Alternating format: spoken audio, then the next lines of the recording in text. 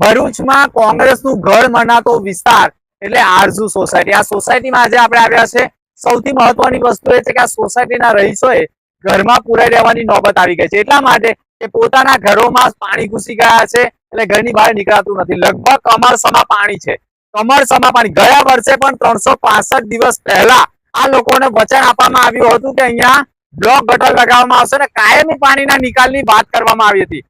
વિકાસના 365 દિવસ પછી આજની પરિસ્થિતિ હું તમને બતાવીશ. આ પરિસ્થિતિ માત્ર સોસાયટીની જ નહીં પરંતુ આજુબાજુના જે શોપિંગ સેન્ટરો છે તેનું પણ હું પ્રથમ દ્રષ્ટિએ બતાવીશ કે શોપિંગ સેન્ટરોમાં પણ તમે જે જોઈ રહ્યા છો તે વરસાદી પાણી ભરાઈ ગયેલા છે. વરસાદી પાણી ભરાયા છે, પરંતુ તેની સાથે જ બાજુમાં જ ભરૂચ દહેજને જોડતો રોડ આવેલો છે.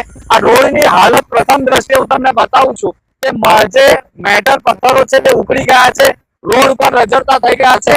આ પ્રથમ વરસાદના કારણે રોડ જે બિસ્માર થઈ ગયા છે, તેના કારણે આ રોડ પરથી સતત સ્કૂલમાં અવર જવર કરતા બાળકોના વાહનો પસાર થતા હોય છે. ત્યારે જે પરિસ્થિતિ છે, વરસાદી પાણી ભરાવાની પરિસ્થિતિ છે, જો કોઈ લોકો અકસ્માતનો ભોગ બને તો શક્યતા વર્તાઈ રહી છે. ત્યારે ભલે જીવડીસી હોય કે પછી બ્રિજની જે કામગીરી કરતા હોય તે, પરંતુ વિકાસના કામોમાં વિકાસ થતો જ નથી.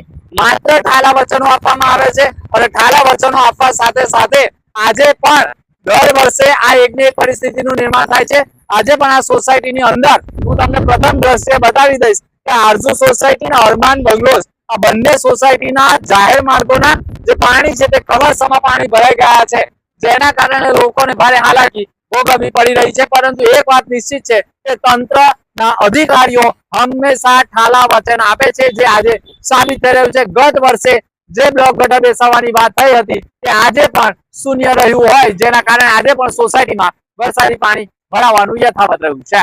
મનોજ કમરા સાથે દિનેશ મકવાણા, ગુજરાત ફર્સ્ટ.